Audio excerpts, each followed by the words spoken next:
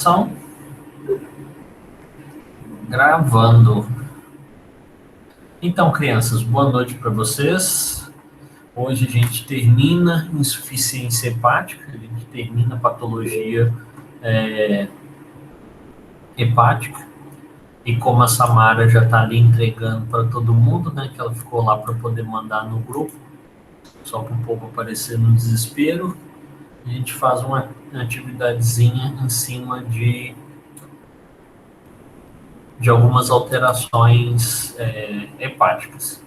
Todo mundo me escuta ok? Né? Deixa eu escrever no chat que o áudio já está rodando. Então, okay, se alguém aí, se não estiver escutando, pelo menos já apareceu no chat ali que o áudio já está ok. Beleza? Pessoal, revisando, vocês me falaram, né, que foi nesse primeiro slide que eu parei, né? Apenas revisando de forma bem mais rapidinha.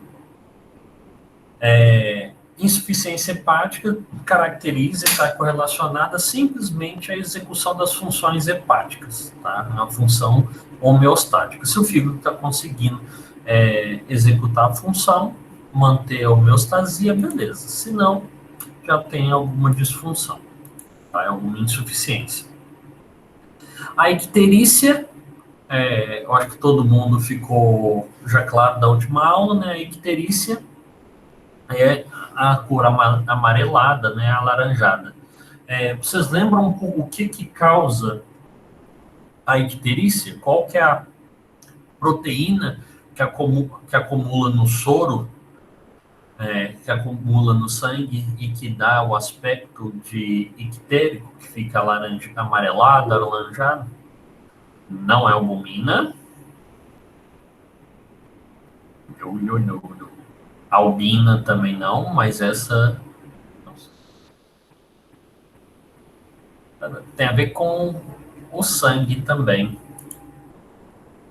Vocês lembram lá quando a gente dá aquela cacetada, tem uma pequena hemorragia no tecido, aí fica aquele roxão, aí o roxo, né, o sangue, a hemácia pelo tanto lá de hemoglobina que caiu, quando ela vai sendo quebrada, ela vira uma proteína, e aí quando termina, aí fica esverdeado. Aí quando vai quebrando de novo essa proteína, aí vai ficando os tons de amarelado até terminar de quebrar essa outra proteína e sumir tudo. No bilirrubina, exatamente, Vanessa, no excesso de bilirrubina. Né? A bilirrubina faz parte da decomposição das hemácias. Né? Eu falei do roxo, quando ele tem a pancada, é o sangue que extravasou. O esverdeado é porque um dos primeiros metabolismos da quebra da hemoglobina é a biliverdina, por isso que fica lá esverdeado. E depois, quando você dá a sequência na quebra da biliverdina, nós temos a bilirrubina. E aí, né, o fígado é um dos capazes para poder fazer esse metabolismo, fazer essa quebra e eliminação da bilirrubina. Tá? Então, quando o paciente está com disfunção hepática, essa bilirrubina vai acumulando na corrente sanguínea e o paciente vai ficando amarelado, alaranjado. No seu pessoal aí que está no laboratório, já pegou algum paciente não só com insuficiência hepática, mas às vezes também com insuficiência renal, pode ter alguma repercussão, mas que está com a bilirrubina elevada. É engraçado que à medida que vai aumentando a quantidade de bilirrubina, quando a gente centrifuga o sangue, vai ficando vendo um soro, né? Porque separa o sangue, a parte celular da parte líquida, e aí você consegue ver o sangue em tons de o soro em tom de amarelado, alaranjado, né? Que também acontece quando, não a cor, mas quando o paciente está com altos valores de lipídios, né? Triglicerídeos, colesterol, lipídio, aí você vê o soro leitoso. Segunda coisa que acontece, que a gente também encontra na insuficiência hepática, é a hipoalbuminemia, que é a diminuição da proteína albumina no sangue. Então, aqui a gente tem uma coisa contrária, né? Enquanto na icterícia é um problema de aumento por causa da insuficiência hepática, A queda de albumina no sangue é decorrente da insuficiência hepática, porque nesse caso o fígado está deixando de sintetizar albumina. E aí, edema periférico.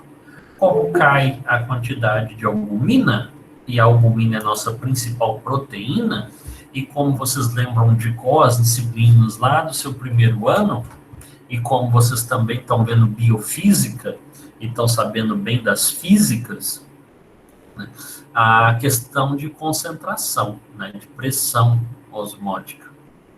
Então, acontece pela falta de proteína, de albumina, tem um edema. E a hiperamonemia, tá? Porque aí não metaboliza a amônia, né? Na verdade, não termina a fase de quebra de alguns alimentos, e aí começa a depositar amônia.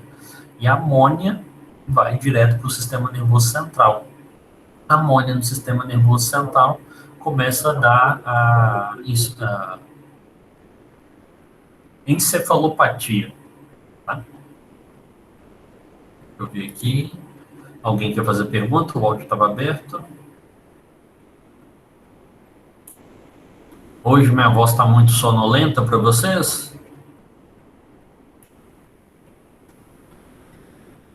Está indo muito devagar? Não? Então, beleza. Gente, o fetorepáticos é algo que eu comentei em algumas outras situações, quando o paciente está com um problema no fígado e dá um fedor. No anterior aqui, ó, tá falando, ó, hiperamonemia. Com o aumento da concentração de amônia, tá? Ele começa a ter um fedor, tá? E aí o paciente, esse fedor espalha pelo corpo, tá? No suor do paciente. É engraçado assim que eu já nos estágios, né, eu encontrei um paciente, ele já estava com icterícia, ele estava com hipoalbuminemia, tá? Ele estava com edema periférico, os braços dele estavam muito inchados, tá? Braço e perna. É engraçado que não dava para ver as articulações, de tão inchado que ele estava, não dava para sentir as articulações. E aí, assim, foi uma coleta muito difícil, né, porque não conseguia sentir, né, as veias superficiais. Então, eu tive que fazer uma punção na artéria. E eu não conseguia achar a artéria nem aqui nessa porção do braço. Tive que coletar mais ou menos aqui em cima.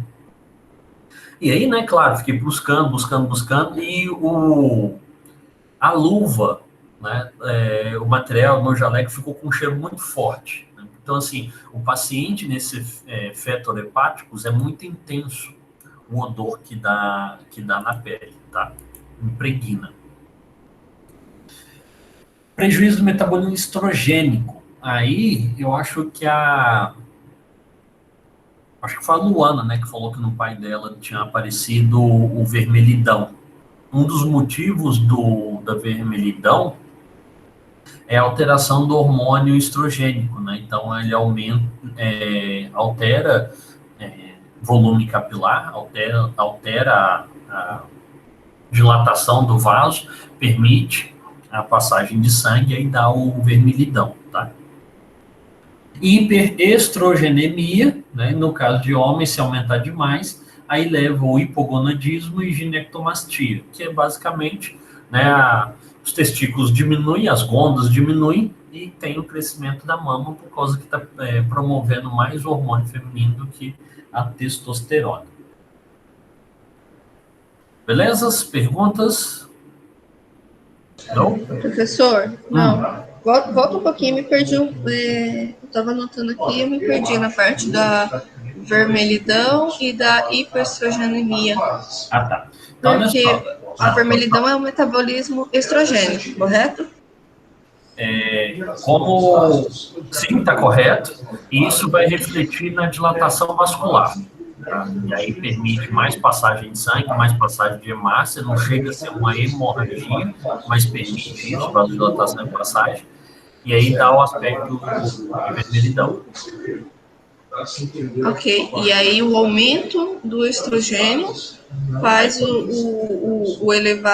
elevar o hipogonadismo, correto? Isso, que aí o estrogênio, né, prioritariamente feminino, né, mas todo homem tem muito pequenas doses de estrogênio. Então, Aqui. se aumentou o estrogênio, vai suprimir a testosterona, e aí as gônadas, né, o testículo fica menor, e aí ele começa a ter mamas. Tranquilo? Sim, obrigada, professor. Agora você fala para o André parar de assistir o que está assistindo aí. Respeita, menino. Então, olha só, o paciente fica suscetível a encefalopatia simplesmente por causa que a amônia é extremamente tóxica para os neurônios. E como não está metabolizando, não está retirando os metabólitos, não está retirando substâncias tóxicas e não está produzindo albumina de forma adequada, vai prejudicar a homeostasia e, consequentemente, o paciente costuma ter a falência múltipla de órgãos, tá? Outra repercussão é a insuficiência renal, que a gente vai ver na prática clínica que às vezes não é só pela insuficiência hepática, às vezes você tem uma hipertensão portal, e no caso é por causa da cirrose, né? O paciente vai tendo fibrose, os vasos sanguíneos no fígado vão sendo prejudicados, e aí assim, a pressão sanguínea no fígado é muito baixa, né? Por o sangue passar a fluir normalmente lá dentro do fígado. E aí, se tem fibrose, começa a estreitar os vasos, fica mais difícil do sangue fluir o caminho certo, né? Dali do intestino, das outras arteríolas para dentro do fígado. Se a pressão hepática, né, porta hepática fica maior, o sangue com dificuldade de entrar dentro do fígado começa a voltar para o intestino. Uma das causas é excesso de amônia, a outra por efeitos dominó, né? Tipo, o paciente ele não tá, ainda não tá conseguindo eliminar a amônia, beleza? A amônia não está ainda causando a encefalopatia, mas a bilirrubina ou outros metabólitos estão depositando no tecido, ou eles estão lesionando o rim.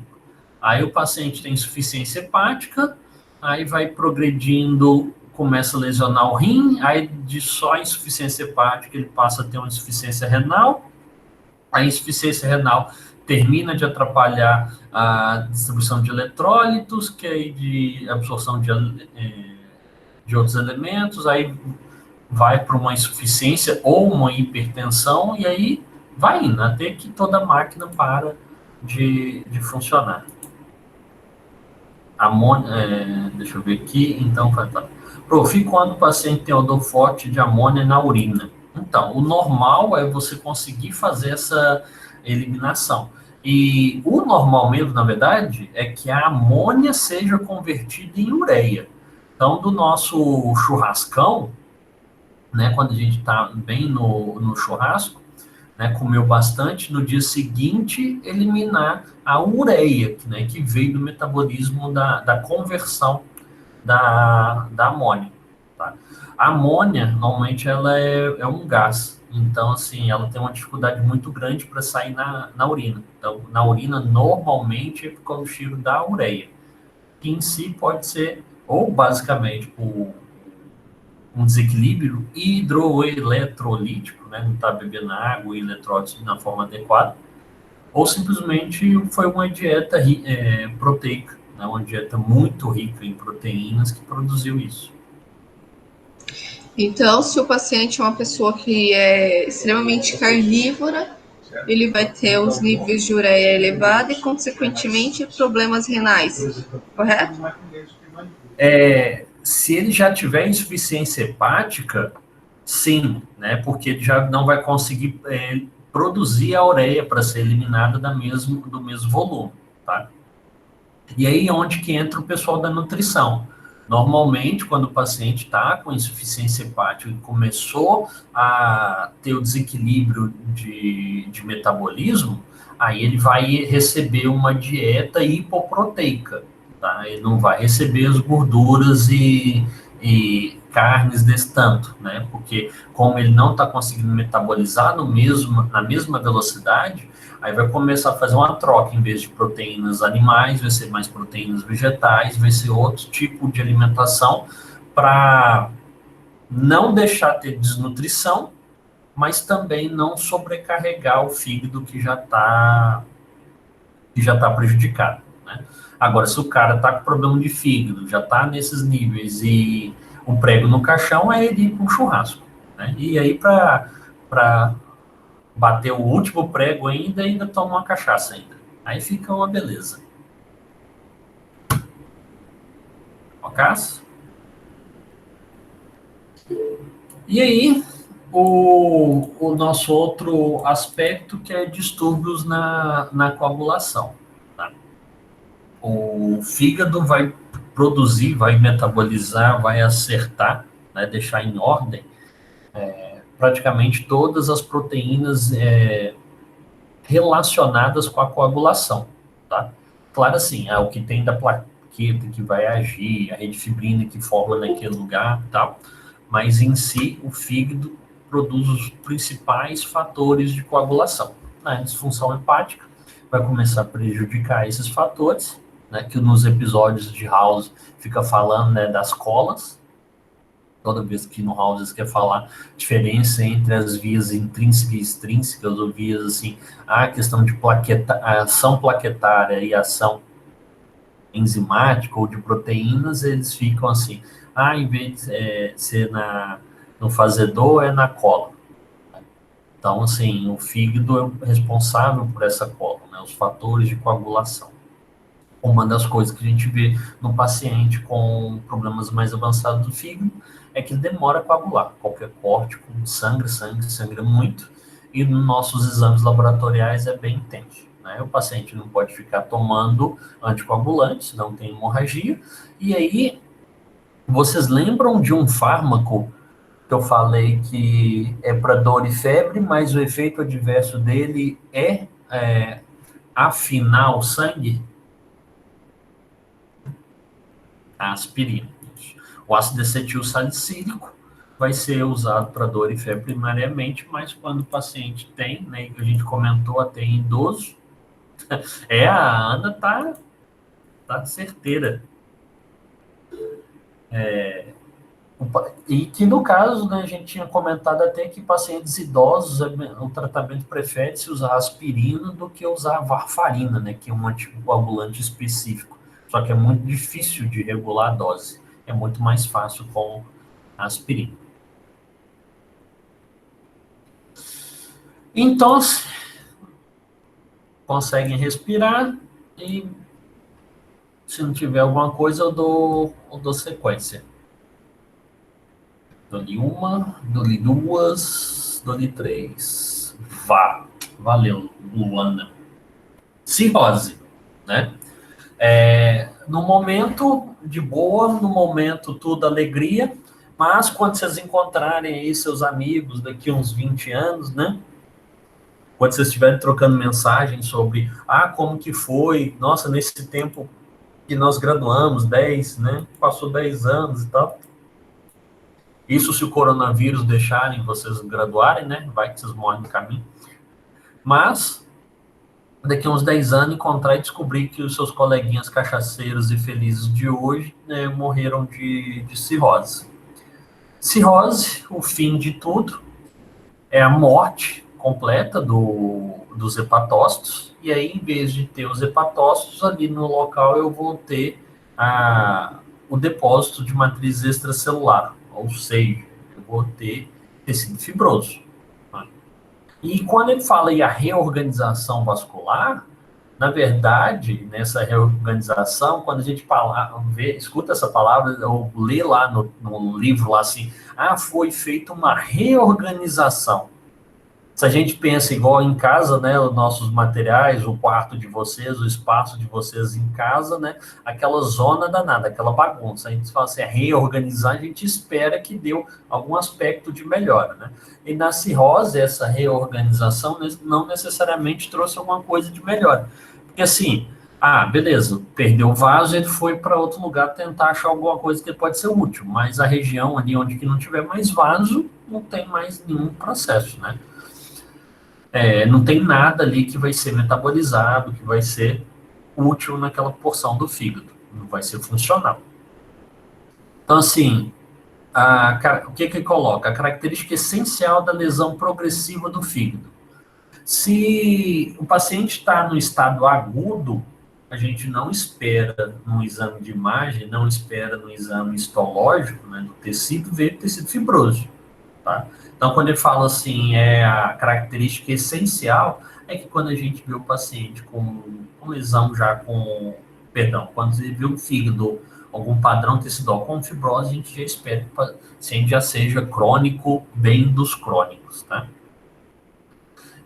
Apesar aqui de dizer que a rede vascular é reorganizada, mas o que a gente tem é uma desorganização da arquitetura do fígado.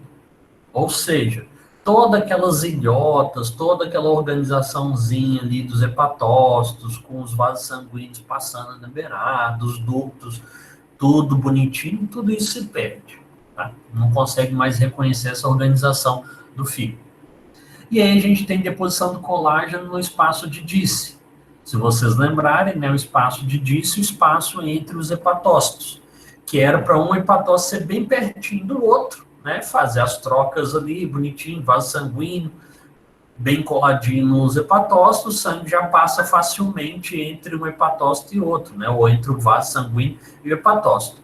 Aí vai tendo depósito de colágeno, vai aumentando o espaço de Disse, aí às vezes o vaso sanguíneo está aqui no meio, mas o percurso que o sangue tem que fazer agora é muito maior, se torna muito mais lento. E às vezes quando o espaço se torna muito grande, aí o sangue nunca mais chega lá no hepatócito. Aí aquele hepatócito vai perdendo nutrição sanguínea e aí já era. Maus. Tá? O que a gente tem como fibrose? Muita coisa da histologia, tá? Da histologia básica. Proliferação da célula estrelada.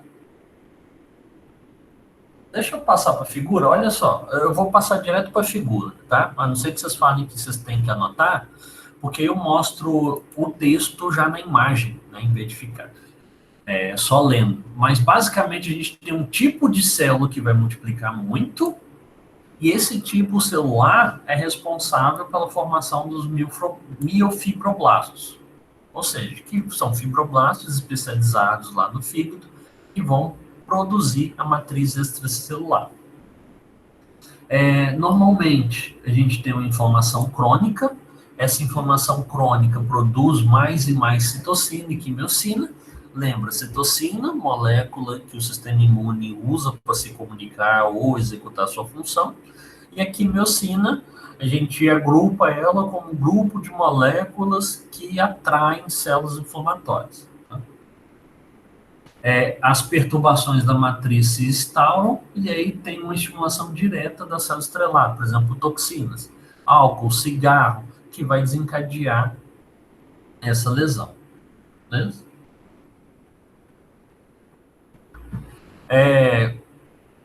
Tirando hoje, né, que eu estou mostrando aí essa figura, tirando a fantasia que vocês vão estudar esse capítulo, esse conteúdo de novo, né? Onde é que vocês vão ver novamente essa figura? Essa figura que está aí. Quando vocês verão ela novamente?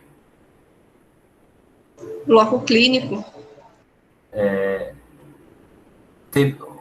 Alguém foi bem esperançoso, né, falando bloco clínico, e o Rafael e a Luana já jogaram a real, né, porque mais pé no chão, né, mais os dois mais centrados que a vida é obscura. A próxima vez que vocês vão ver ele já é na prova. E aí, obrigada por me chamar de aluada, alienada, ou algo do gênero. Eu falei esperançosa. Depois você olha na gravação, eu falei assim, é esperançosa. Gente, a nossa historinha com figuras, né? Do lado esquerdo, A estrutura normal que a gente espera para o fígado e a estrutura alterada, né? E aí, normalmente, na nossa prova, o que é? Me expliquem como houve alteração. O que aconteceu com esse tecido? Nós temos, igual no texto que estava falando lá em cima, que ou por agressão, ou por uma irritação, agressões em geral, ou algum estímulo, às vezes por drogas, tá? Ou às vezes hormônios, alguma coisa perturbou o funcionamento, a estrutura, a homeostase aí. Aí quais são as chaves que a gente vai ter? O espessamento do espaço de Dis, porque em si, no normal, nós temos um conjunto de fibras de colágeno bem finas, bem distribuídas, e por causa da ativação da célula estrelada, né, por causa da proliferação dos fibroblastos, a gente vai ter uma rede de fibrinas, né, uma rede de colágeno muito mais densa, muito mais intensa. Nós temos um aumento de produção de citocinas, e essas citocinas vão acabar causando disfunção no hepatócito. Se essa disfunção, se esse ataque, se essa irritação persiste, de uma disfunção, a gente parte para uma lesão hepática, tá? Então, assim, a célula de Kupfer, vocês conseguem lembrar o que é uma célula de Kupfer? O que é a célula Kupfer?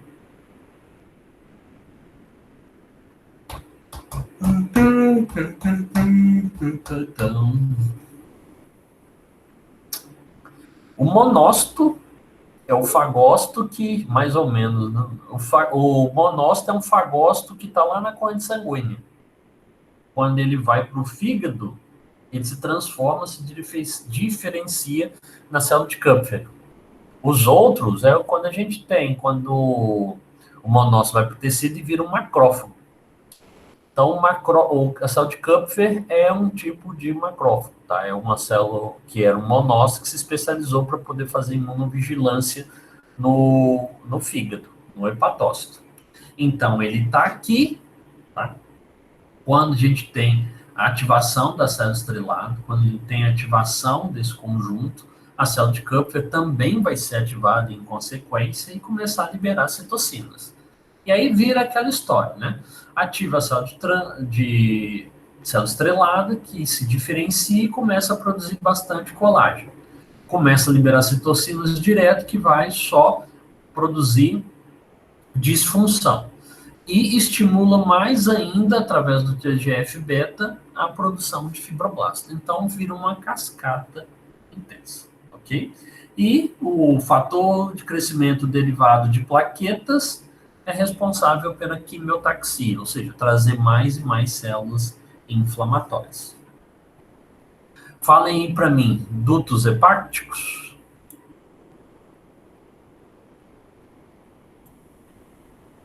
Dúvidas? Não sei se vocês repararam, mas eu estou tão viajado que, em vez de eu falar com vocês assim, dúvidas, eu falei ductos hepáticos. Isso mostra já alguma disfunção neuronal pela idade.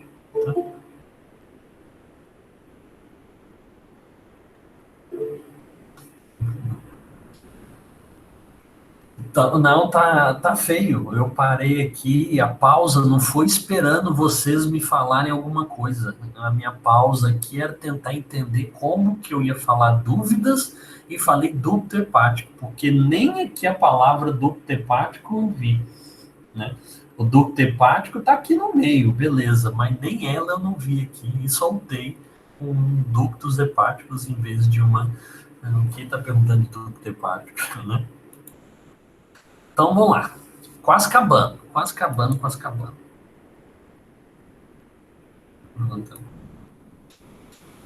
Então, assim, a vida de vocês, por que é que vocês vão ter cirrose?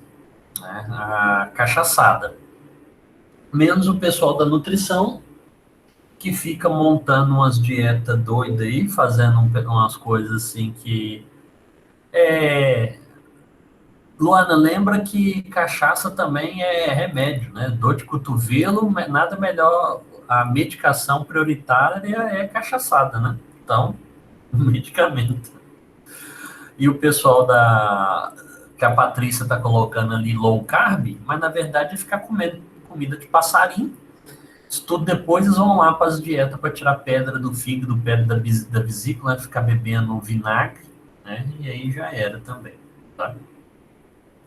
Cirrose, né? De novo, capítulos de House. O principal de cirrose é abuso de álcool, é o etilismo, tá? Mas não é o único. Nós temos questões virais, né? Os vírus das hepatites, né? As hepatites virais. E o que coloca-se na esteatose hepática não alcoólica, né? Problemas genéticos que vão à disfunção hepática, tá? É o que a gente tem mais de comum, os três.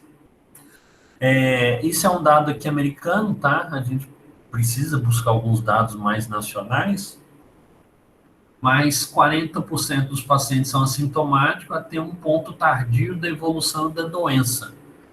Esse conceito a gente falou lá no comecinho do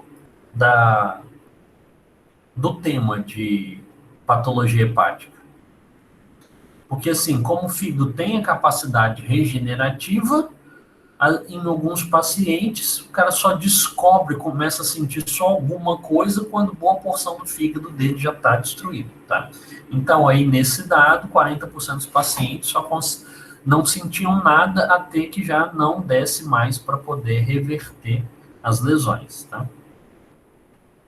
Começa com manifestação clínica inespecífica, né, o que eu comentei com vocês, sente mal-estar um dia, depois dali uma sensação de peso no estômago, uma coceira e tal, coisa assim que ninguém vai pensar de primeira, a não ser alguém bem hipocondríaco, assim, estou com um problema hepático, não é algo comum da gente pensar. E aí eu que acredito, já que parte dos pacientes não sentem nada até dar alguma coisa mais grave, as manifestações normalmente são bem de leves, nem perceptíveis, até que tem alguma coisa mais densa. Qual coisa? Os itens de aumento de hormônio, diminuição da albumina, o paciente ter aumento da bilirrubina, ficar amarelado, laranjado, começar com cortes não coagular, tá? Aqueles sinais clínicos que a gente falou lá de insuficiência hepática. Como que bate as botas? A insuficiência hepática progressiva, ou seja, vai cada mais vezes fibrosando e cada vez mais perdendo a função do fígado. Complicações da hipertensão portal. O que é hipertensão portal? O paciente tem uma pressão sanguínea adequada, só que dentro do fígado não é para ter resistência, porque o sangue é para entrar lá no fígado de boa. Se está fibrosando, criando um tecido mais rígido, pode comprimir os vasos e causar uma pressão, um aumento de pressão dentro do sistema porta-hepático. E aí, o sangue já, num paciente com pressão normal, não vai entrar na mesma quantidade que entrava. Às vezes o sangue começa a regurgitar, começa a voltar. Se vocês lembram um pouquinho de farmacologia, né, e a Luana falou lá de medicamentosa e tal, né, todo medicamento via oral a gente tem o metabolismo de primeira passagem, né, que é a irrigação vascular que a gente tem saindo do trato gastrointestinal para o fígado. Se começa a ter pressão aumentada lá no fígado, parando o sangue de entrar, o sangue começa a voltar. Então, ele começa a voltar em direção ao intestino. E aí, isso pode começar a regurgitar, começar a inchar. E aí, o paciente tem tipo uma hemorroida. Ficou feio a palavra, tá? Mas ele começa a ter varizes, tá? Ele começa a ter varizes intestinais. Aí o sangue começa a voltar, começa a atrapalhar o fluxo sanguíneo normal. O que é que isso resulta? Metabólitos param de entrar e ser eliminados no fígado e começam a acumular na corrente sanguínea. Nutrientes que precisavam ou precisam entrar e ser metabolizados no fígado para ir liberar os nutrientes né? Porque você tem um macronutriente, uma molécula muito grande, e não é todas as células, né? Ou não são, quando nos alimentamos, né? Aí a praia completa do pessoal da nutrição, não são as macromoléculas o nosso principal, a nossa principal fonte de energia, né? São as micromoléculas, né? Ou os próprios metabólitos dela. Então, assim, sem o fígado para quebrar e transformar as macromoléculas nos tamanhos de moléculas ou nos subtipos, né, nos metabólitos que as células são capazes de utilizar, vai começar a ter hipovitaminose, desnutrições do tipo, além de começar a ter problema de coagulação, ok? Então, hipertensão portal, mesmo não tendo a cirrose completa do fígado em outros casos, mas começa a levar disfunção do paciente. Aí alterações de proteína também pode levar a alterações da consciência, então são do sistema nervoso central.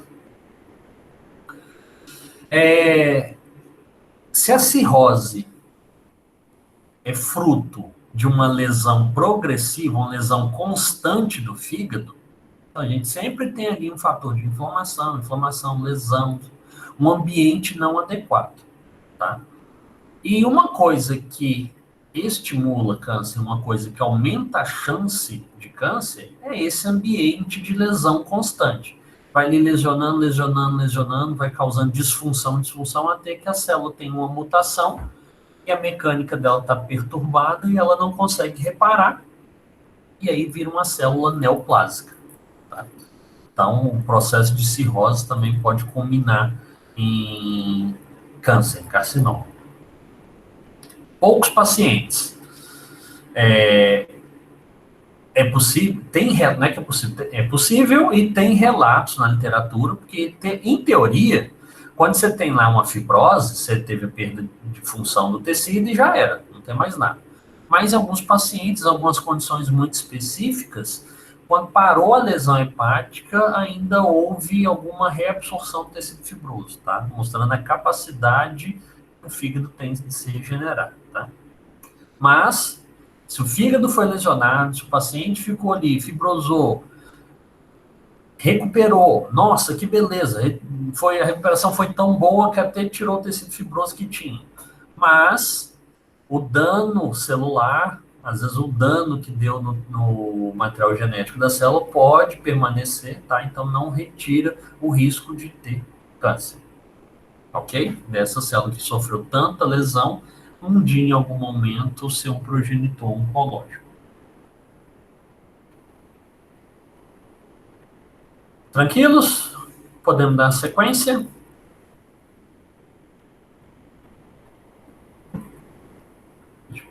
Beleza. Então, olha só. Agora a gente passa para um outro grupo, tá? Uma outra situação. Porque, na verdade, a gente vai ter 3 situações aqui, né? As disfunções hepáticas aqui, que eu não dei causa nenhuma, a gente só está explicando do que vai dando, mas a cirrose, uma sequência específica. A Luana, que tinha falado ali, medicamentosa, e agora eu dou mais atenção à frase que da Luana, né? Quando ela falou medicamentosa.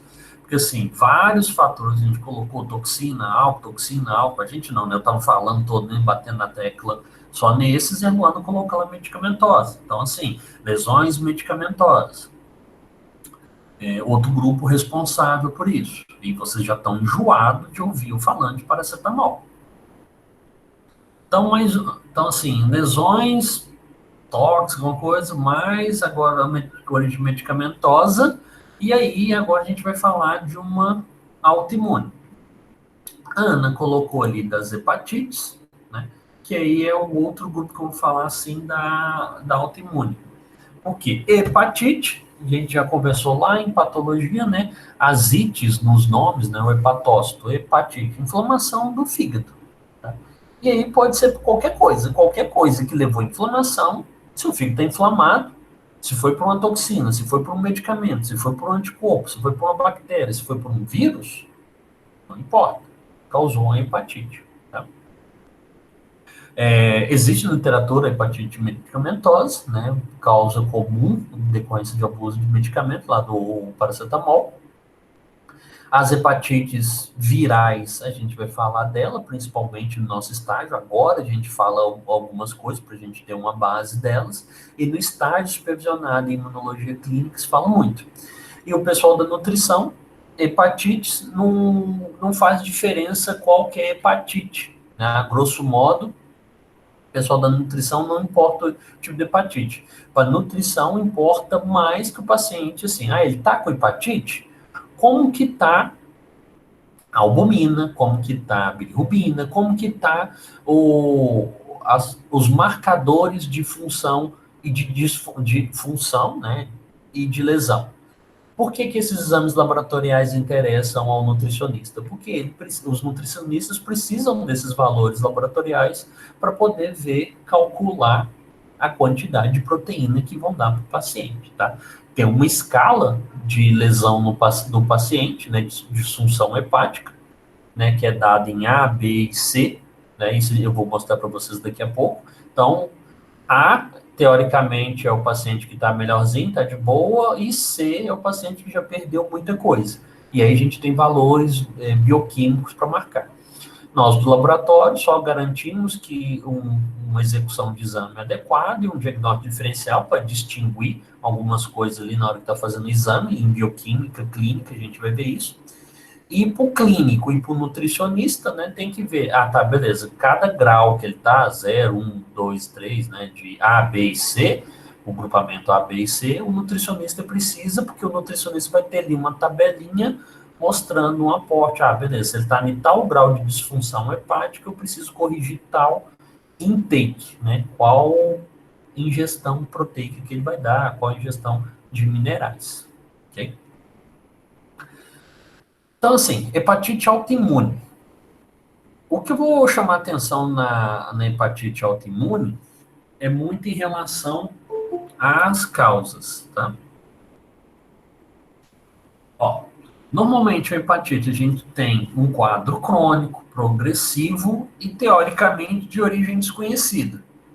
Por que teoricamente? Quando a gente consegue fazer os exames, mostrando o item, beleza. Mas, em geral, às vezes o paciente tem e não sabe exatamente o que levou a atacar. Tá? Não é tão comum em lúpus, né? Principalmente o povo que já fez o trabalhinho lá de lúpus, mas pode ter também pacientes com lúpus. Em si, o que está envolvido da doença autoimune no fígado é a célula T, o linfócito T, linfócito T citotóxico, tá? E através do interferon gama, é o marcador de citocina que está levando à destruição do tecido. Tá?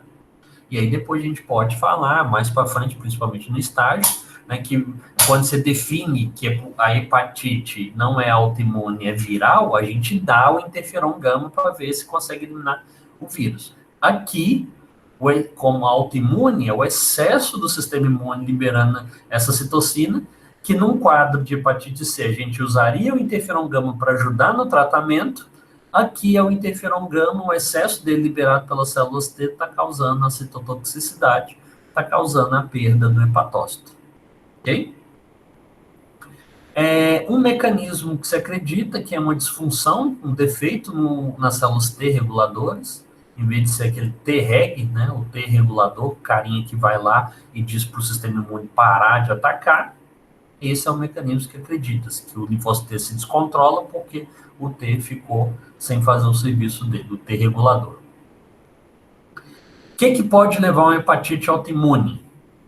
Além das outras questões, tá ali assim, outras doenças autoimunes, questões genéticas, lúpus e por aí vai. A gente tem a medicamentosa e das infecções virais. Gente, agora sim, para tirar vocês do sono, em questão de tratamento, se o paciente está... Qual que seria a diferença de um paciente que está com a doença autoimune, causa genética, está lá destruindo o fígado, de um paciente que está ali tomando medicação e essa medicação causou uma disfunção imune e aí criou uma hepatite autoimune? O que a gente teria de diferença de tratamento, de repercussão, de pensamento? 2 pacientes com hepatite autoimune. Um, por causa de genética mesmo. Já tem lá a doença e aí começou a atacar o fígado. E o outro paciente está em um tratamento medicamentoso e aí acaba tendo uma hepatite imune causada como efeito adverso para o medicamento. Em questão de tratamento, de progressão, o que a gente poderia pensar de diferencial ou de melhora para um dos dois?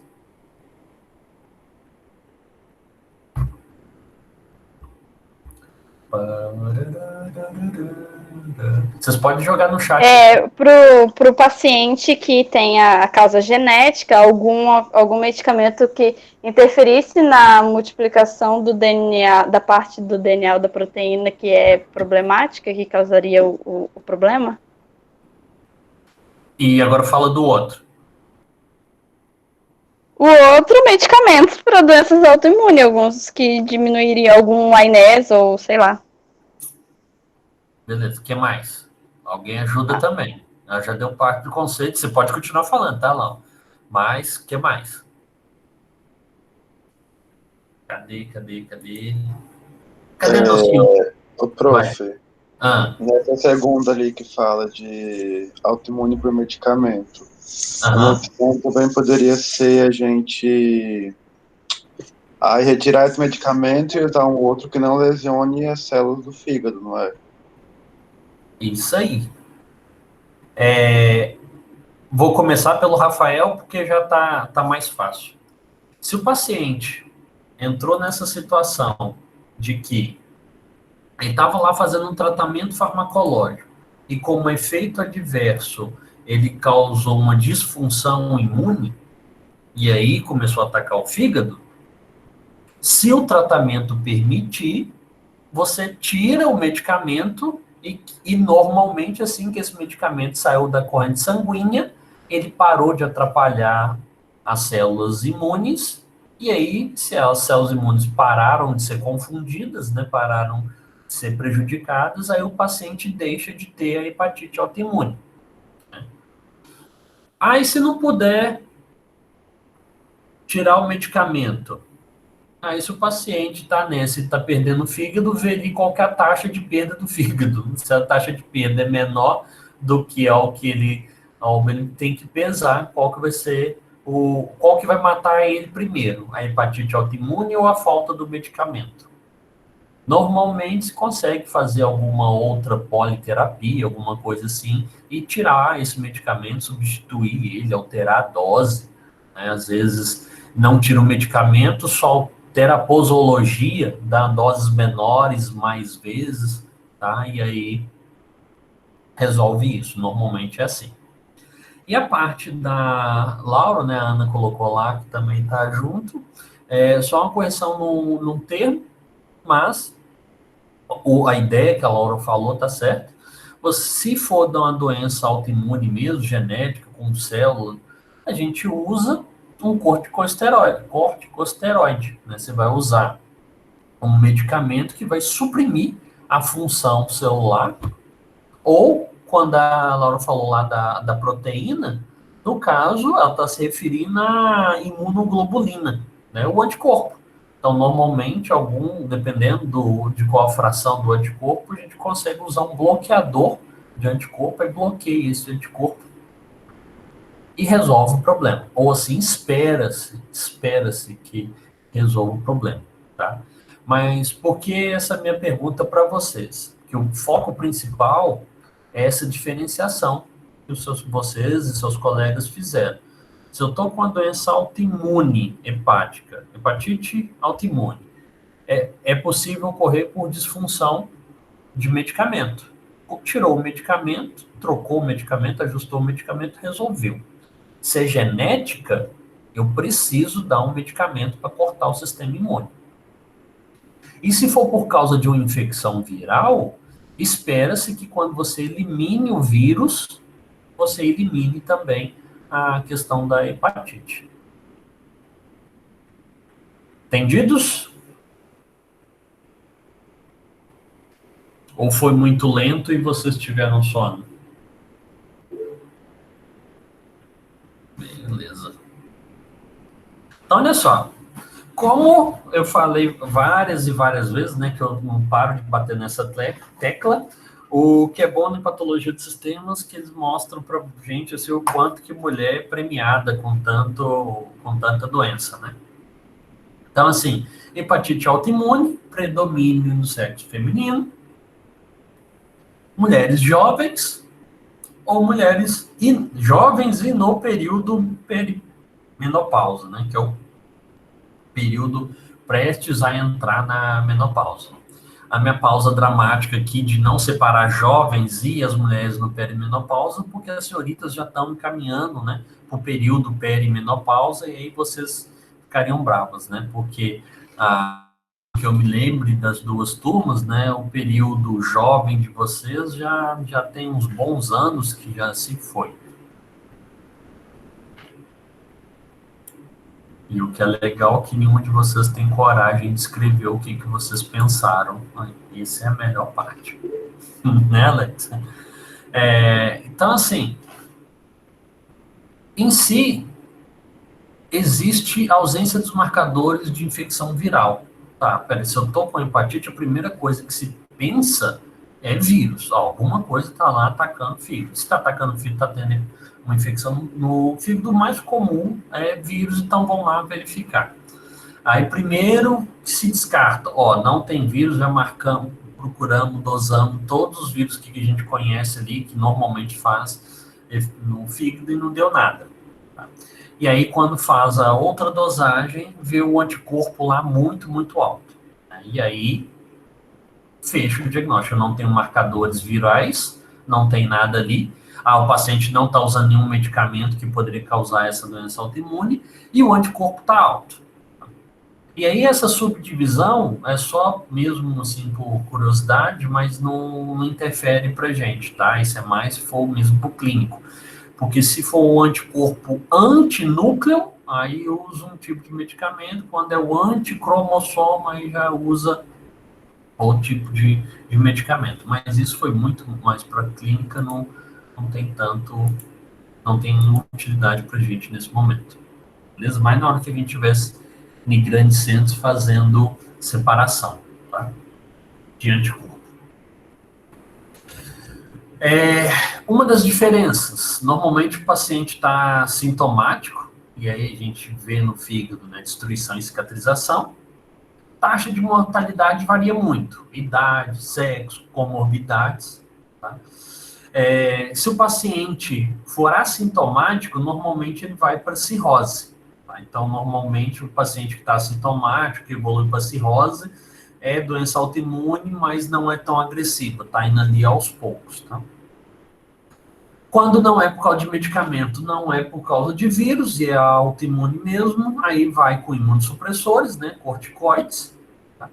E quando não dá, né, quando está ali no estágio inicial, a gente faz um transplante de fígado.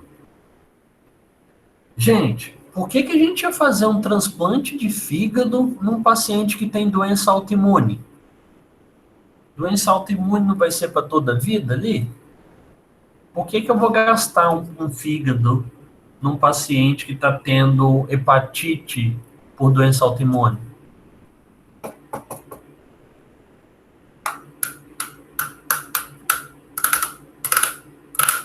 Porque sem fígado ele não vai ficar, né? Então é o único jeito. Mas olha só, ele está tendo uma hepatite autoimune. E órgãos são bem difíceis, né? A gente escolhe bem para quem que vai dar o fígado. Por que um paciente com hepatite autoimune, eu ainda posso cogitar ele para poder fazer um transplante? Se ele não vai curar da hepatite. Porque, sei lá, as células vão ser diferentes e aí não vai atacar esse novo fígado, não sei. No que você falou, olha só, o fígado que ele vai receber são de células diferentes. Eles são saudáveis, né? Oi? E é saudável. É saudável, não tem a hepatite. Ele vai receber de alguém que não tem hepatite, né? Mas o cara que está recebendo tem hepatite autoimune. Quando colocar o fígado lá... Tá? Mas o que a Laura estava falando, olha só, eu vou pegar o fígado, que não é do paciente, é de outra pessoa, então a célula é diferente e o código genético dela é diferente. Se eu pegar aí um pedaço de célula, o que acontece quando eu faço um transplante de condição genética diferente? Quando eu pego um tecido, um órgão, de uma pessoa, geneticamente diferente, e injeto na outra. O que acontece? Não se preocupem, vocês viram rejeição do enxerto. E como que eu trato, como que eu impeço que os pacientes que receberam o transplante, como que eu impeço eles de destruírem, rejeitarem o órgão que eu transplantei? Dando medicamento. Qual medicamento, Valdenira? Medicamentos para suprimir o sistema imune, não me pergunte qual. Exatamente.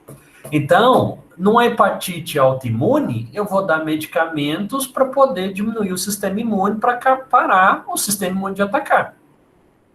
Quando eu faço um transplante nesse paciente, eu posso fazer isso porque o tratamento, agora ele é transplantado. O paciente que recebe transplante tem que tomar imunossupressor por toda a vida. Um paciente com hepatite viral, ele tem que tomar imunossupressor. Então, eu posso fazer um transplante nesse paciente, porque a forma que eu vou impedir dele rejeitar o fígado também é o tratamento para parar a hepatite. Então, assim, ele nunca vai deixar de ter uma hepatite autoimune, de um anticorpo, um sistema imune para atacar o fígado. Né? Essa foi a causa dele precisar de um transplante. Mas na hora que eu transplanto um fígado de material genético diferente, eu tenho que dar imunossupressor de todo jeito. Eu só fiquei com uma dúvida agora. Pode falar. Eu imaginava que quando a pessoa faz um transplante, ela utiliza, né, os imunossupressores só por um período. Mas é pela vida toda? Tem que estar tomando? Pela vida toda, ele tem, no começo pode acontecer ele tomar doses menores, mas é pela vida toda. Porque aquele órgão vai estar lá a vida toda. O sistema imune sempre vai entender que ele é um tecido alienígena. Né? Eu acreditei que seria só por um período de adaptação do corpo ao novo órgão ali. Então, a adaptação do sistema imune que a gente tem é lá na nossa fase, né, na infância. Né? Na vida adulta, tenta-se para as rinite, sinusite, alergias à poeira e tudo mais, dar baixas doses de corticoide, o que eles chamam lá de vacina, mas na verdade são baixas doses de corticoide, e ficar expondo o paciente na poeira, tá? Se é o ovo também é a mesma coisa, e tem desse tipo. Mas aí a modulação tenta ser também interferir, igual porque você vai ficar ingerindo, né, o trato gastrointestinal para poder ele entrar, né, e tentar dessa forma melhorar a resposta imune. Mas um órgão vai ser muito extenso, né, é muito irrigado, né, porque você vai ter que irrigar ali completamente. E aí, depois, gente, dê uma... Porque assim, eu sei, né, que tipo, vai chegar uma sexta-feira à noite, vocês vão estar ali de boa, pensar, lembrei, o professor Diego me disse para me poder pegar o meu livro de imuno e revisar a imunologia dos transplantes. Eu acho que é o capítulo 17, se eu não estou enganado, lá do ABAS que eu passei para vocês. Mas aí, para vocês lembrarem que tem os MHCs, né, a proteína que o sistema imune chega para poder fazer a checagem, né? E aí, cada célula desse novo órgão, desse órgão que foi transplantado, vai ter um MHC do doador. Vão ser milhões e milhões de células, milhões e milhões de MHCs diferentes, né? Então, sem o imunossupressor, todas as células das milhares que vão entrar em contato com esse órgão vão ser, opa, isso daqui não é meu. Então, tem que tomar lá o imunossupressor. Enfim, não precisem de transplante.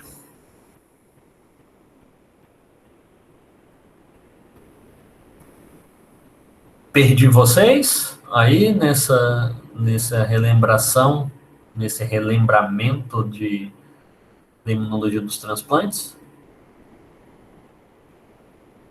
A Ana quase, Tatu, tá, beleza. Olha só. Já induzida por drogas, né? Os medicamentos que vocês adoram também, né? O que a gente tem? Lesão direta lá no hepatócito, tá? Essa lesão direta vai liberar os DAMPs, né? Os padrões moleculares associados aos danos, e aí vão chamar células inflamatórias que vão fazer mais e mais lesão, causa necrose, ou apoptose, né? Dependendo do tipo de medicamento, ou até mesmo interrupção da função celular. No livro tem ali um quadro gigantesco, tá, com números de fármacos, que exemplificando assim, fármacos tal causam disfunção, fármaco tal causa necrose, outro causa apoptose, outro causa interrupção na função. Então, nós temos medicamentos diferentes que causam lesões de tipo diferente, tá? Conversão hepática de um xenobiótico em toxina ativa significa o quê? Às vezes a gente ingere lá um micro-organismo, um alimento está contaminado, uma molécula dele contaminou o alimento, né, ou caiu na corrente sanguínea, às vezes usou punção, né, uma agulha, coisa assim do tipo. E ali no fígado, quando essa proteína, essa molécula está inteira, não deu nada. Mas o fígado acabou ali tendo algum tipo de afinidade por essa xenobiótico, né, essa molécula que veio de uma outra espécie não humana. E aí, quando ela foi quebrada, aí ela se tornou tóxica, tá? Isso também acontece em alguns medicamentos, né? O paracetamol, já falei com vocês, que ele, uma molécula grande, é quebrada em 3, uma faz o efeito, outra não faz nada, e uma acaba causando lesão no fígado, tá? Finalizando ali, Ctrl+C, Ctrl+V, mecanismo imunológico, geralmente para um medicamento ou metabólico que atua como um apteno para converter uma proteína celular em um imunógeno. Como vocês lembram de cor da imunologia, não vou ficar forçando tanto vocês, mas basicamente é assim.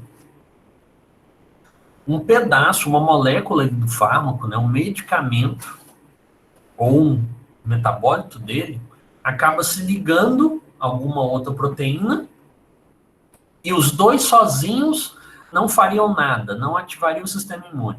Mas os dois juntos enganaram o sistema imune e fez ele começar a destruir o fígado. Tá? Então, um dos efeitos adversos esperados. Ou esperados não, né? Um dos efeitos adversos que a gente tem relato. Tá? Tá muito pequena a imagem, vocês conseguem ler aí o texto?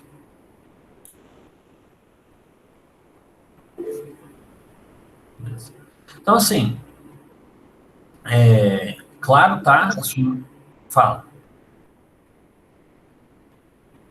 Não, professor, eu liguei sem querer o negócio. Ah, beleza.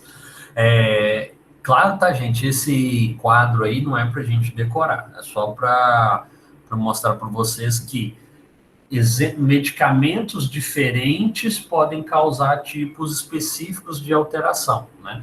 Se eu tenho, assim, necrose, metildopa, fenitoína, acetaminofeno, alotano. Então, assim, o que a gente tem? Normalmente, medicamentos do sistema nervoso central, alguns antibióticos, quem mais que eu... controle para pressão arterial, tá? E aí, né, os contraceptivos orais, né? Eu sei que as senhoritas não têm nenhum contato, né, com contraceptivo oral, nem conhecem ninguém que tem contato com contraceptivo oral. Vocês devem ter ouvido em algum momento da vida, né? Algum professor deve ter falado para vocês só usarem contraceptivos depois de visitar o ginecologista, de fazer o exame hormonal e tal. E o que sai muito na mídia, porque é o mais frequente de efeito colateral e de lesão, é problema vascular. Mas contraceptivos orais também estão relacionados com carcinomas, tá? Neoplasias. Quando está tomando errado, não é a dose adequada, histórico familiar, blá, blá, blá. Ok? Então, assim, os grupos de medicamento Professor, Sim. uma dúvida agora, que você tocou no assunto do contraceptivo. Uma mulher que passa, tipo assim, dos seus 18 anos aos o resto da vida tomando anticoncepcional, não vai causar nenhuma lesão ao fígado? Então, se está tomando direitinho, se não tem histórico, né? Porque, tipo, a família não tem suscetibilidade, não tem casos. O medicamento está sendo bem metabolizado, não está mostrando nenhum indício, beleza, passa batido.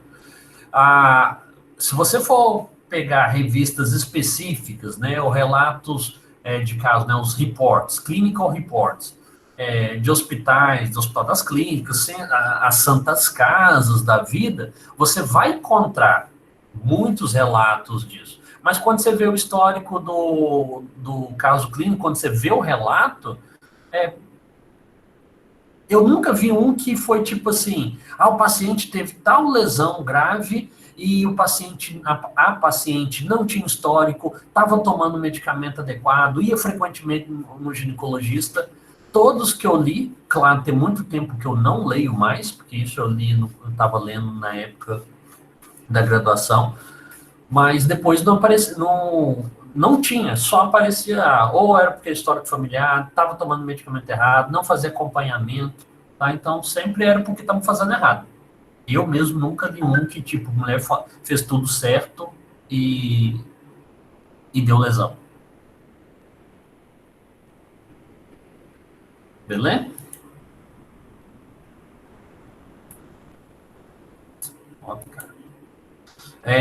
Como você lê bastante coisa, bastante coisa, Laura, depois dá uma lida nas escolhas.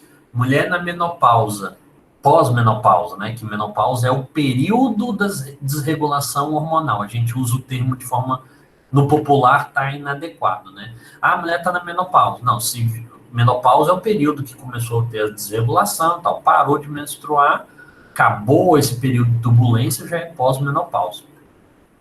Mas, Laura, quem tiver curiosidade, né, espero, porque como o predomínio aí é mulheres, mas deem uma olhada em indicações de, tipo, uso de anticoncepcional, né, de reposição hormonal em mulheres pós-menopausa para evitar ou para tratar osteoporose. Porque uma das coisas que vem na pós-menopausa é casos ter o risco aumentado e acontecer osteoporose. Por causa da falta dos níveis que tinham de estrógeno e progesterona. E aí, assim, em alguma você, já que é esse nível, está começando, tem histórico, aí tem um grupo que pensa, vamos dar a reposição hormonal, e outro que não. Então, assim, deem uma lida nos prós e contras. Os prós de fazer reposição hormonal e os contras de fazer a reposição hormonal. Como as senhoritas têm mulheres na família de vocês que estão ou breve estarão, e vocês daqui a algum período também vão passar para a situação, eu acho adequado vocês derem uma leitura aí já para terem a opinião do que as senhoritas vão querer fazer pelas mulheres da vida de vocês ou por vocês mesmas. Finalizando, qual que é o nosso 2021, penúltimo, já para a gente fazer o nosso intervalo. A principal atenção que eu dou nesse capítulo é a lesão hepática. Tá? Porque a lesão hepática vai ter as repercussões laboratoriais, para a gente poder dosar, e as dosagens que a gente faz para o pessoal da nutrição avaliar também, porque depende desses valores para poder traçar a clínica. Deixa eu ver aqui quem que está da nutrição. Isabela, a Núbia, as nutrição, a Patrícia. Vocês já receberam uma tabelinha de valores sorológicos do paciente para regulação de dieta?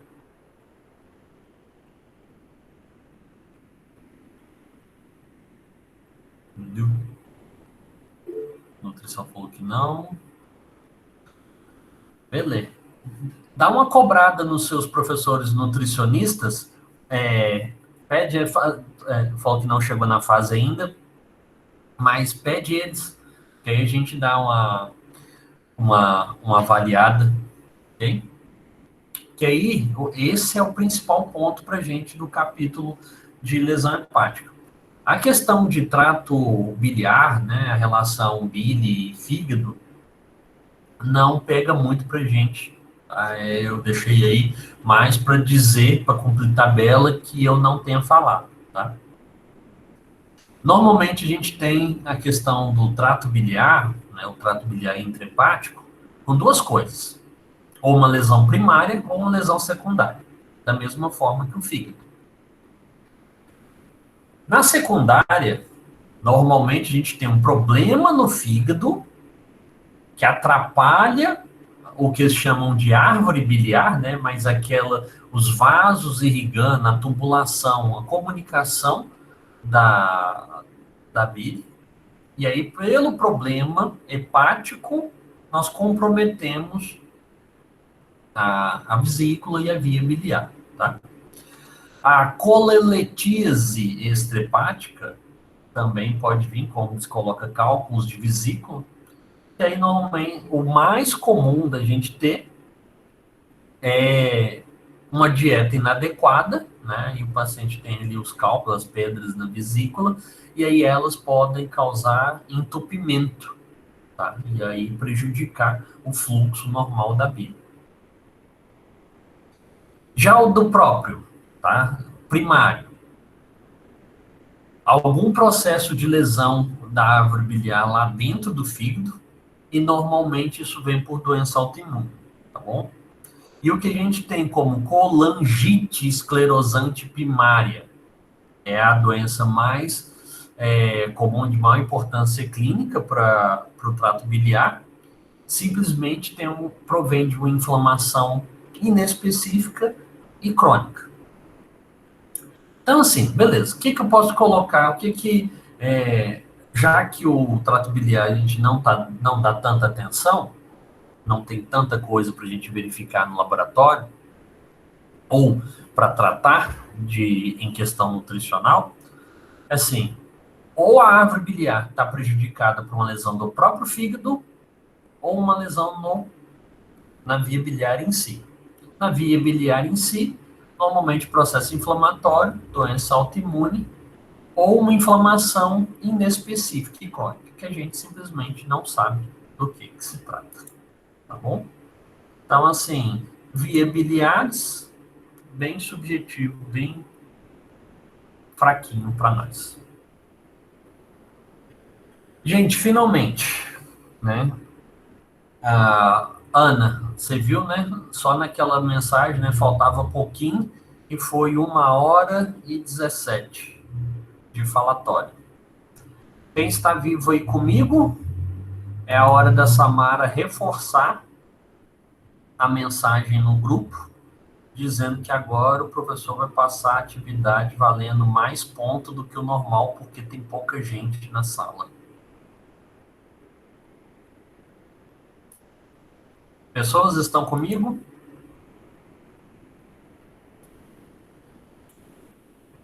O Laura, Cristina, Lucas, Núbia, beleza. Olha só.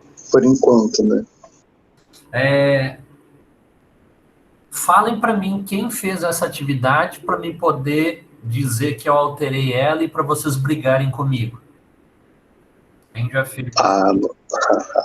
Não fez isso não, né? Quem que já fez ela? Eu fiz, porém, olha, não sei se está certo. A Cristine fez também?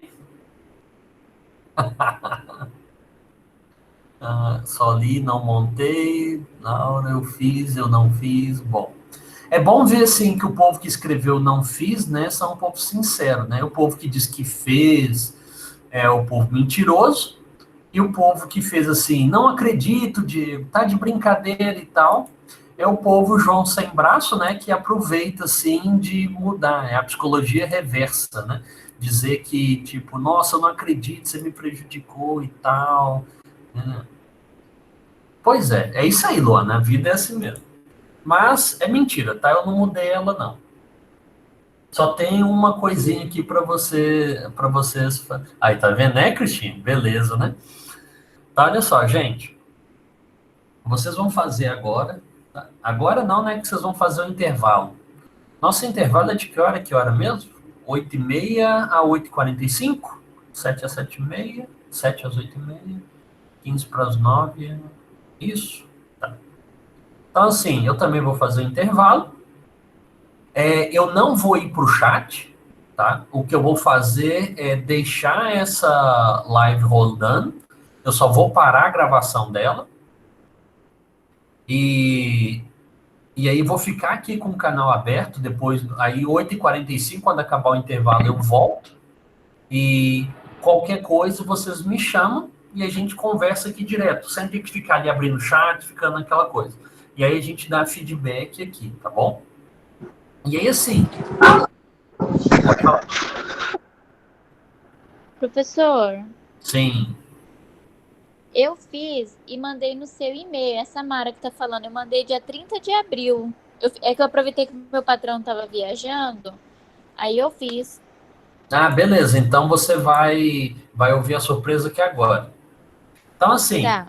vocês vão fazer da... Avisa o Rafael aí que não acabou não, porque ele vai ter que mudar lá o que ele fez, tá? Mais ou menos, na verdade. Vocês vão fazer, né, o que é, como ocorre, o que afeta da hepatite B, da hepatite C. Só que vocês vão fazer, no máximo... Opa, cadê meu chat aqui? Ó, o que é.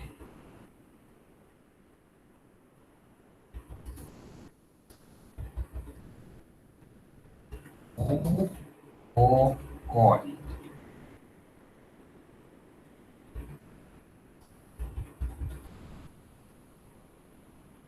O que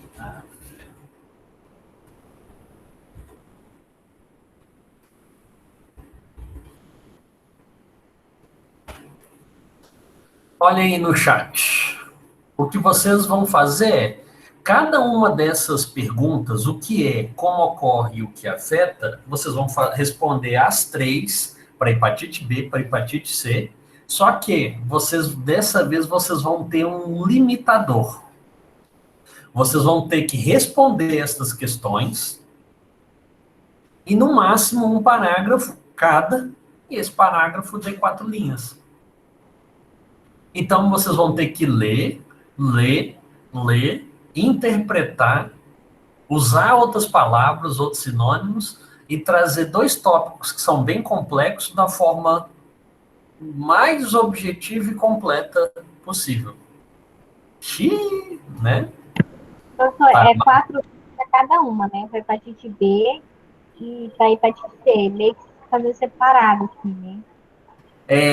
4 linhas para cada resposta de cada uma, tá? Então, começou na hepatite B.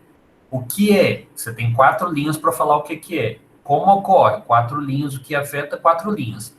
Acabou a hepatite B, hepatite C. O que é 4 linhas, como ocorre 4 linhas, o que afeta 4 linhas. Beleza? E aí, a gente vai treinar, primeiro, as suas lutas do Ctrl-C, Ctrl-V, porque aí vocês não têm condição de fazer isso, porque só em qualquer texto de que é hepatite lá, o que é, já vai umas 20 linhas, né? E vocês vão elaborar concisão. Então, as habilidades e competências que a gente vai testar aqui agora é a interpretação com... Como que chama? Falhou agora. Síntese. Agora eu lembrei. Então, vocês vão ter que ler, a habilidade de ler e compreender, e a capacidade de sintetizar. Ok?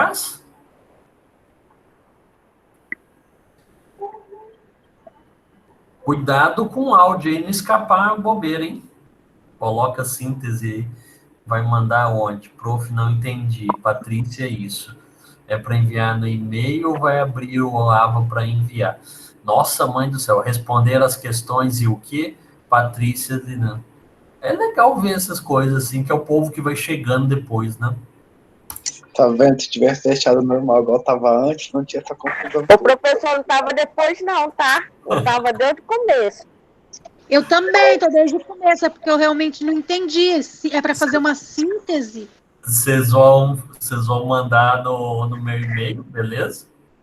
E fazer uma síntese é a capacidade de ler o texto e conseguir responder essas perguntas em 4 linhas.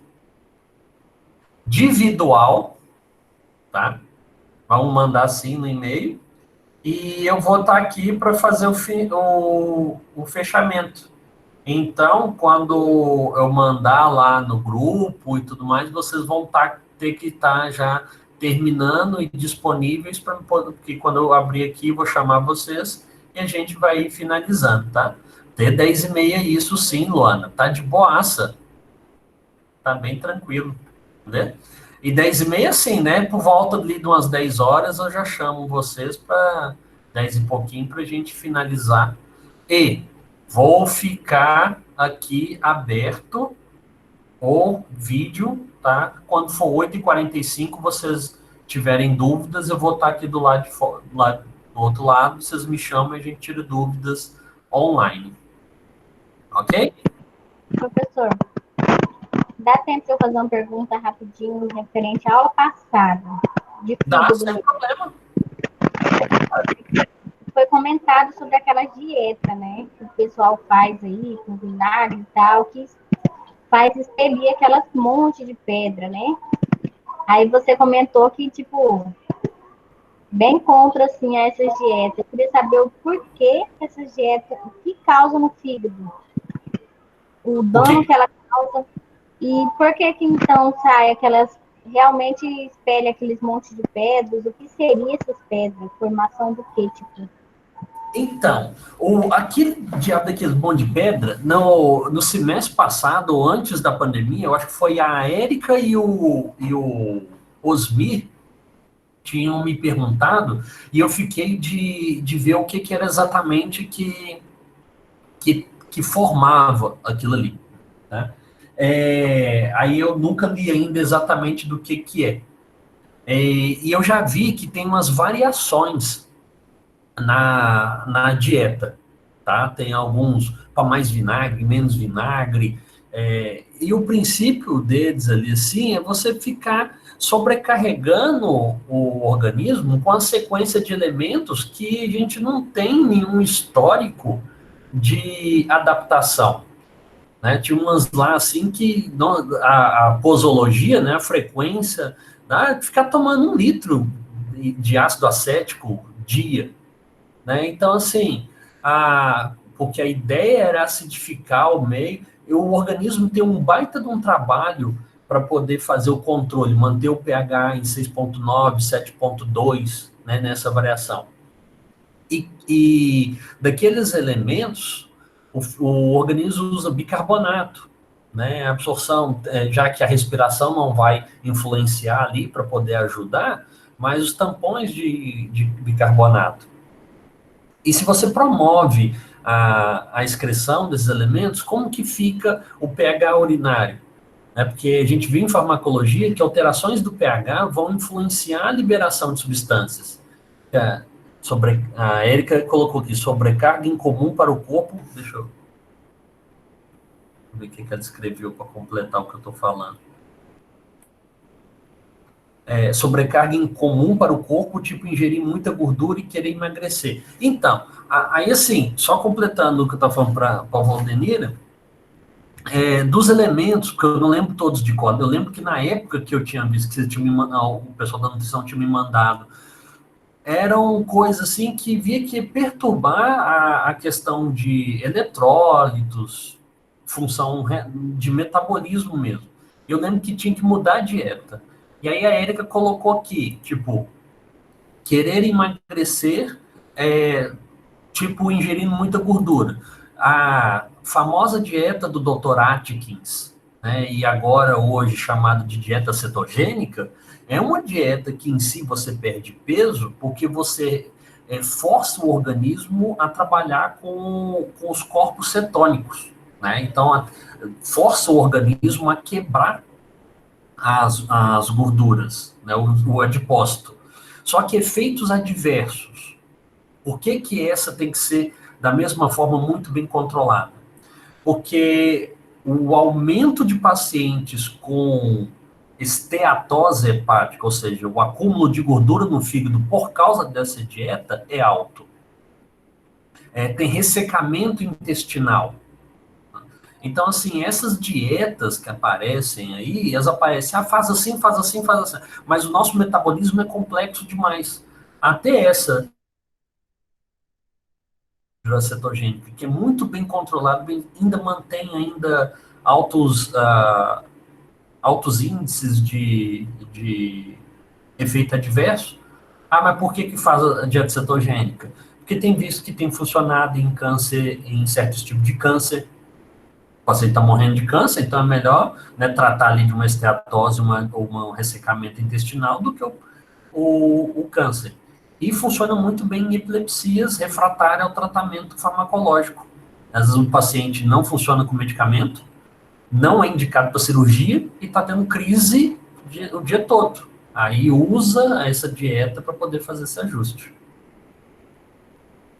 Você está pensando já em fazer ela? Das pedras? Não, é porque muita gente fez. A minha irmã mesmo fez, e me mostrou, tipo, as fotos, de quantas pedras que tinha eliminada. Aí eu fiquei curiosa de saber. Ana, eu ia fazer. Pois é, essas que vocês iam fazer ou que seus parentes fizeram, qual que era a receita?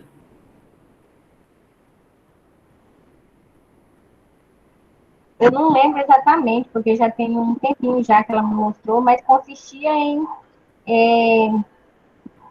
acho que tomava lá um tanto de vinagre, não comia quase nada durante uma semana, tipo... Era bem restrita a alimentação, assim, mas eu não lembro certinho a dieta como que era. A Luana tá colocando. Aí é bom assim, né? Falou em dieta, as mulheres começam. Aí o chat começa a ficar assim: clean, clean, clean, clean, clean, clean, clean. Toda hora alguém mandando mensagem assim, ó. Toda hora falou em dieta, é uma forma assim das mulheres responder a tudo, assim. A Luana colocou ali, né? De vinagre de maçã o dia todo, né? Não come nada, só toma vinagre. Então, acidificação. A Laura falou do sal amargo. O legal do sal amargo que quando ele pode dar uma infecção intestinal, a pessoa emagrece, porque fica 3 dias numa diarreia desgraçada. Né? Aí ó, o pessoal que tinha saído agora começou a voltar, né? Falou assim, volta que tá falando de dieta. Sal amargo, azeite, vinagre de maçã, nada de carne. Então, vinagre de maçã, sal amargo, azeite. Azeite você vai mudar com... beleza, azeites. Uma coisa que o pessoal da nutrição, né? Vê muito. Quando a gente tenta forçar aí sai tudo mesmo. Para pele, o estômago fica só bagaceiro. Olha só. Quando a gente tenta cortar completamente alguns tipos de gordura, o corpo compensa. Então, assim, uma das coisas que mudou muito durante a história é tratamento para aquelas alterações genéticas do metabolismo de colesterol. Mas já viram aquelas pessoas assim que não importa o que faz, é magra, de ruim, não sei o que, e o colesterol está alterado? Se você corta absolutamente tudo de colesterol, ironicamente, em vez do colesterol dela despencar, aumenta.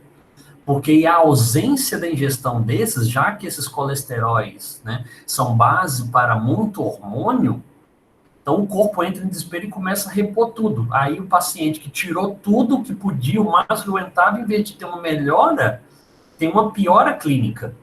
Então o metabolismo é muito complexo. O que eu acho que dá para fazer, daqui o que vocês estão mandando, que é... Deixa eu ver de novo, quem que estava com a dieta... alguém colocou aqui certinho.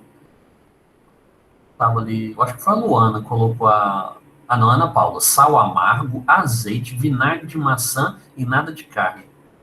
Então, eu vou mandar o pessoal uma coisa para o pessoal da nutrição e a gente vê o que aparece.